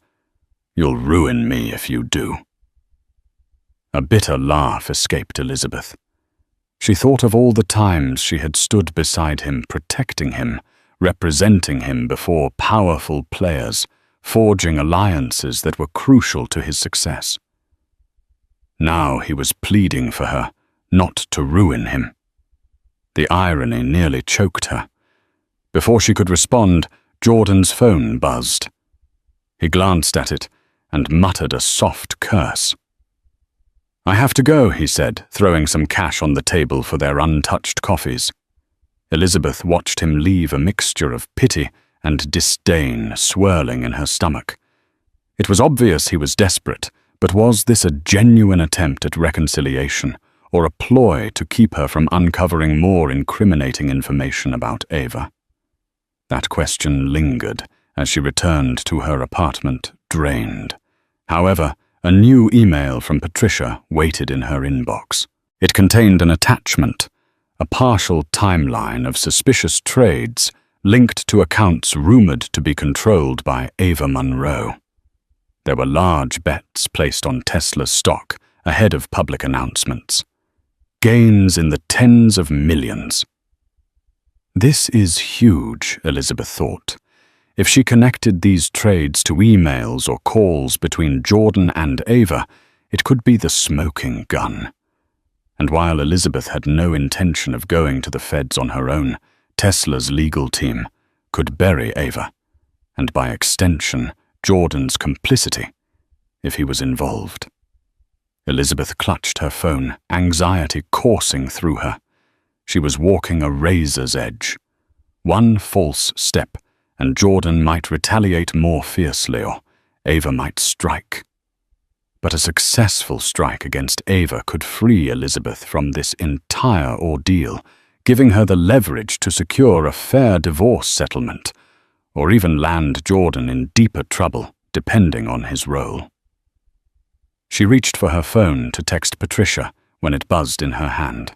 A call from an unknown number again. Tentatively, Elizabeth answered. A man's voice greeted her, calm and steady. "Hello, Ms. Alberts. My name is Gregory Shaw. I'm part of CEO David Hartridge's legal counsel. He asked me to follow up regarding the situation with your husband." Elizabeth's heart skipped. Hartridge's legal counsel. "We understand from Mr. Hartridge's conversation with you that there might be unethical or even illegal behavior in play," Gregory continued. "The board is concerned about potential liability if Jordan's personal dealings spill into our corporate structure. We can't risk another scandal. Mr. Hartridge would like to assist you discreetly." Elizabeth exhaled slowly. She was on the cusp of powerful alliances forming against Jordan and Ava, but the more people got involved, the more dangerous it felt. Gregory concluded, "We'll be in touch with your lawyer. If you have any crucial evidence, Mr. Hartridge suggests you keep it secure. He wants to avoid a public meltdown, but he's prepared to do what's necessary to protect the company's interests, and that includes supporting you in your legal disputes, if it comes to that." Hanging up. Elizabeth felt a measure of validation. The cracks in Jordan's seemingly untouchable world were growing. Perhaps justice would prevail. Yet as she prepared to finalize the next round of documents for Michelle, a gnawing worry kept her awake at night. Cornered animals are the most dangerous, and Jordan, though once gentle and loving, had shown he could be ruthless when threatened. She braced herself for the storm that was surely coming. The next time Elizabeth saw Jordan in person, it wasn't by chance or a carefully arranged meeting. It was at the headquarters of Hartridge's conglomerate in Dallas. A sudden emergency board session had been called to address urgent corporate matters, and Elizabeth, having been notified by Gregory Shaw, arrived prepared. She walked into the reception area, her heart pounding with anticipation. Michelle Liu had insisted on accompanying her, but at the last minute she was called to handle a crucial filing. Elizabeth went alone, relying on the moral support from Gregory and the knowledge that Hartridge wanted the truth on record. Jordan was already inside the boardroom with Ava, who paced like a clad tiger. When Elizabeth entered, they both snapped their heads in her direction. Ava's glare could have sliced glass. Jordan's face was inscrutable, tense, angry, but also tinged with fear. Hartridge arrived moments later, trailed by a few board members and legal advisors. He wasted no time in stating the purpose of the meeting. Allegations have come to my attention that Ms. Monroe has been engaging in stock trades leveraging proprietary information from Jordan's company and potentially from our own collaborations. We need to clarify the truth. Now. Gasps and murmurs filled the room. Ava's jaw clenched. "This is preposterous," she began. "We demand to see your proof." Hartridge nodded to one of his advisors, who distributed printed documents, timelines of suspicious trades, tied to accounts flagged by Tesla's legal team, along with correspondences that Elizabeth and Patricia had pieced together. Jordan snatched a packet from the advisor. His eyes swept over the page's color, draining from his face. Ava's lips thinned, and for a moment Elizabeth could see the faintest flicker of panic in her eyes. Hartridge pinned them with a stern gaze. "Jordan, you've been a valuable partner. I don't want to see your personal life derail your professional standing, but this is bigger than your marriage. Insider trading is a federal crime, and if Ms. Monroe is using your business resources to pull this off, you're implicated." Ava recovered quickly. She placed a hand on Jordan's arm, her voice smooth. "This is a misunderstanding, David. Anyone can align stock trades with corporate announcements. It's called speculation." Elizabeth decided enough was enough. She stood. "Speculation is one thing, but forwarding private emails, entire business proposals, and preliminary press releases is not speculation. I've seen the messages. You're literally discussing the best times to execute trades based on announcements that hadn't been made public yet." Ava whirled on Elizabeth. "You have no legal standing to claim that. You're just a scorned wife trying to sabotage Jordan and me." Elizabeth's blood boiled. "We'll let the evidence speak. There are even time-stamped emails from Jordan's corporate account sent to your personal email, Ms. Monroe, discussing upcoming expansions and product launches. Then trades were executed in your name or trusts linked to you within hours." A hush followed. Jordan's hands shook slightly. He seemed torn between denial and guilt. After all, the evidence was damning. If he denied it outright, he'd appear foolish. But if he admitted his involvement, he risked criminal charges and the wrath of the board. Hartridge leaned forward, his voice firm. "Jordan, I need answers." "Were you aware of these trades?" Jordan stared at the table, words refusing to form. Finally, he managed, Ava said it was all above board, that it was just normal investing. Ava let out a short laugh, but it sounded hollow. "If you want to scapegoat me, Jordan, think carefully," she warned. "We made certain deals in your name as well. Your signatures are on plenty of documents." The entire boardroom seemed to hold its breath. Hartridge addressed one of his legal advisors. "Have we sent this to the SEC?" "Not yet," the advisor responded. "We wanted to confront them first." Jordan shot to his feet, panic etched on his face. "No need to escalate it. We can handle this internally. If I undo the trades, repay any gains, repay tens of millions of dollars, Hartridge asked. And that would just be the tip of the iceberg if the SEC digs deeper. This is out of our hands if they launch a formal investigation. Elizabeth watched Jordan unravel. This was the man who had once been so composed, so unstoppable. Now he was cornered, sweat beading on his forehead. Ava, too, looked like a wild animal backed into a corner, eyes darting around the room.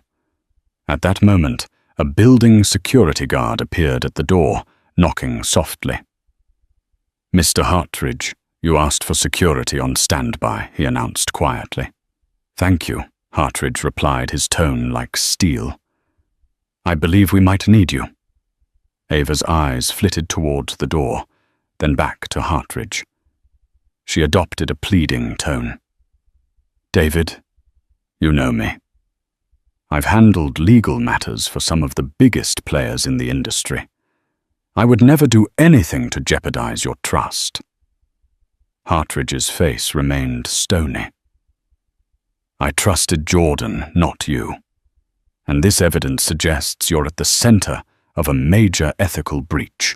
If you don't have a verifiable explanation for each of these trades and how you obtained insider information, I have no choice but to protect the company from liability." Suddenly, Jordan snapped.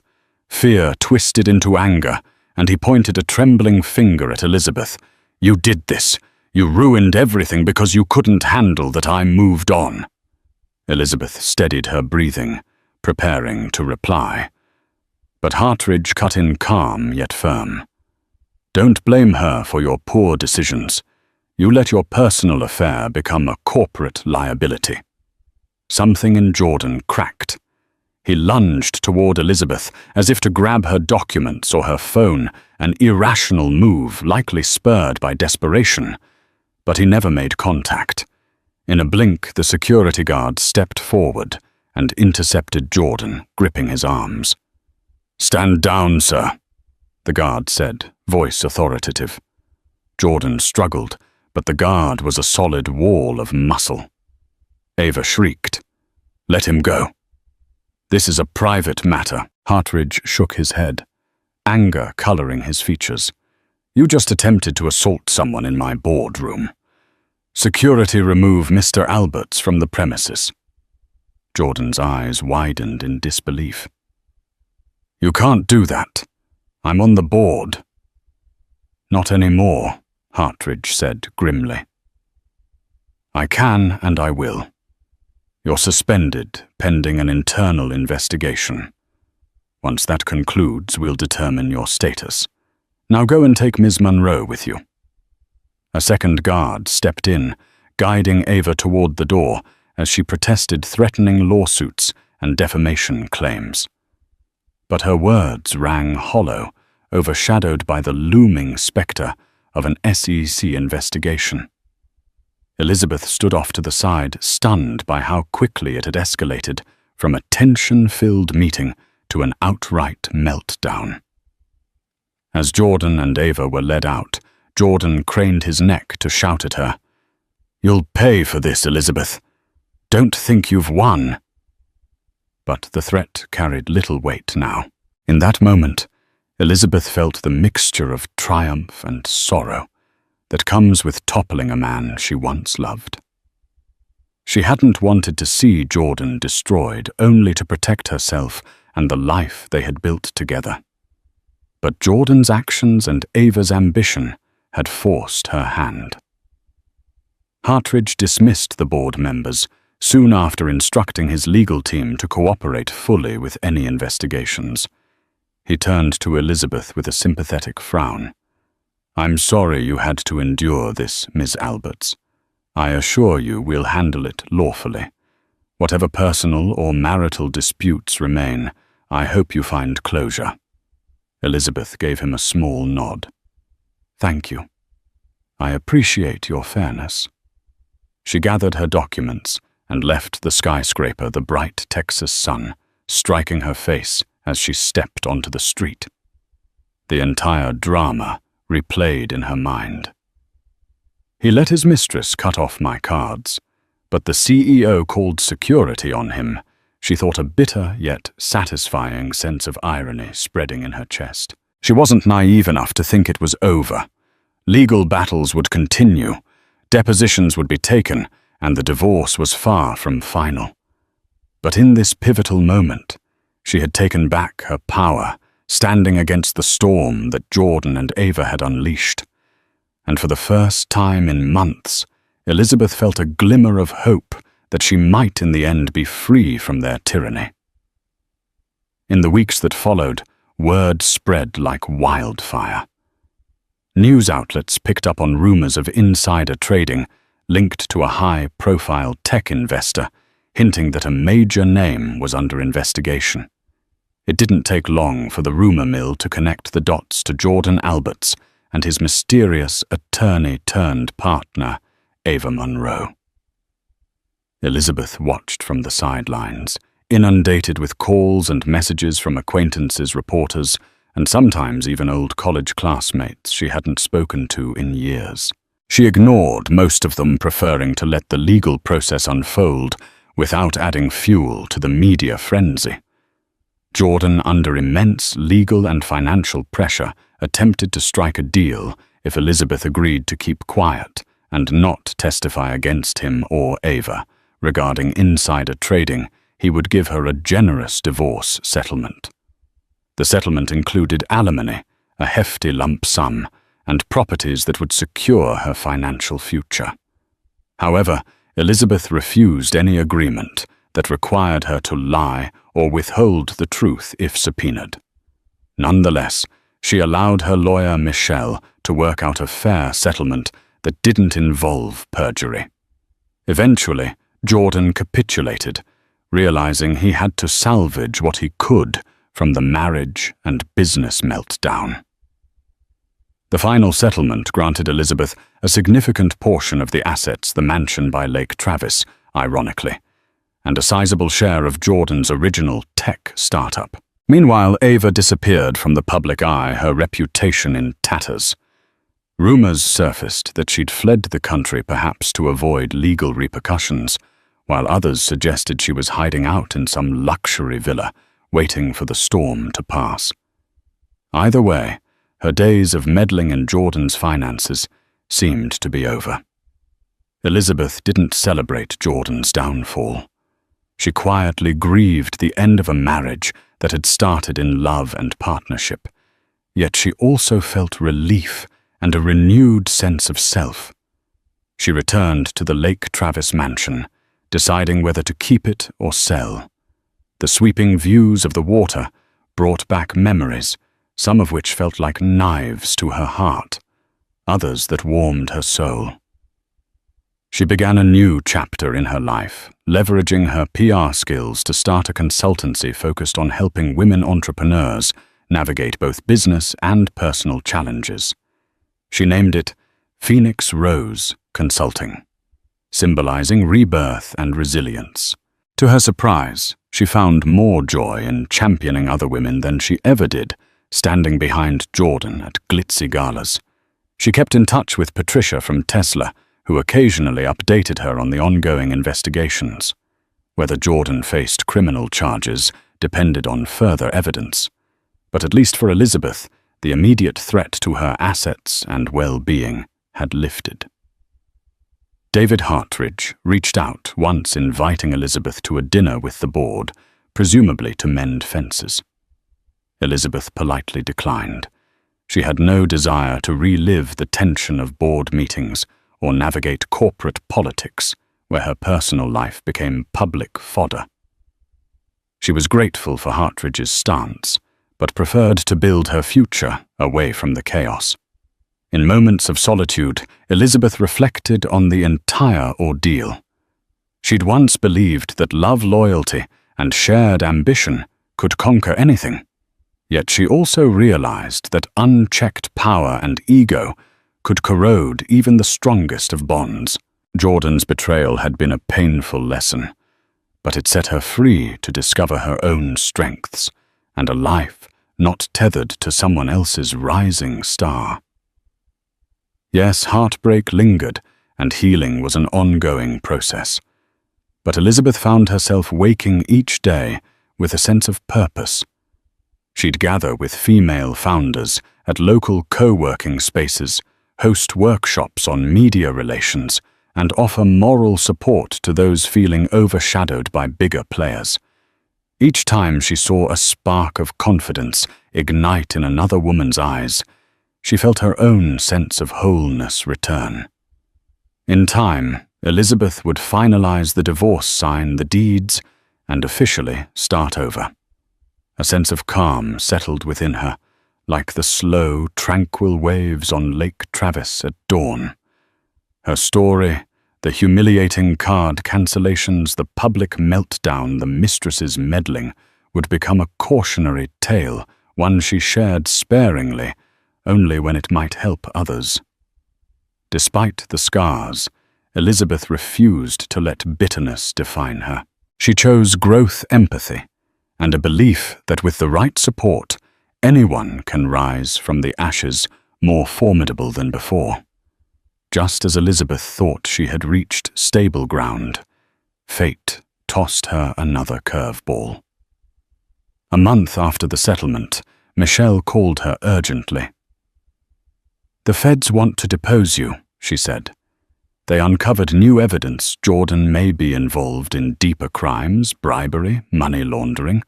Ava might have orchestrated a network." Elizabeth's stomach dropped.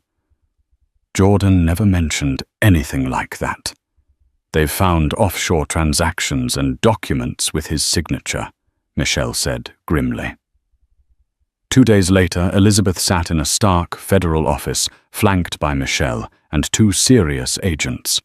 They questioned her about Jordan's finances, Ava's role, the card cancellations, and philanthropic events that may have masked backdoor deals. Elizabeth stuck to the facts. She neither speculated nor dramatized. One agent, impressed, said, "You've been very helpful, Ms. Alberts. This case is significant." She left emotionally drained but relieved. She hadn't been dragged down with Jordan, but the storm wasn't over. Whispers followed Jordan was hiding at a secluded ranch, dodging the press. Ava had vanished. More subpoenas were issued. An indictment loomed. Elizabeth stayed focused on her consultancy, channeling stress into helping other women navigate business pitfalls. Her story, once painful, became a symbol of warning and strength. Then came the headlines: Jordan Alberts indicted for insider trading, fraud, and obstruction. Ava was named but still missing. The scandal rocked the tech world. Elizabeth issued a single statement. "I'm saddened by Jordan's choices. I've cooperated fully with authorities and continue to rebuild my life." Eventually, Jordan pled guilty to a lesser charge, offering a tearful courtroom apology. Elizabeth watched from home, tears in her eyes, not from triumph, but quiet grief for the man she once loved. Still, she understood consequences had to follow actions. That night, beneath the soft moonlight over Lake Travis, Elizabeth allowed herself one last cry for the past that died and the hope still waiting ahead. Life has a way of testing our fortitude when we least expect it.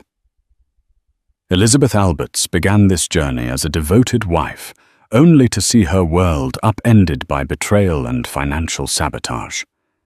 Yet what she lost in illusions, she gained in unbreakable resilience. Standing up to powerful forces and calling out wrongdoing isn't easy, but it's sometimes the only way to protect your dignity and your future.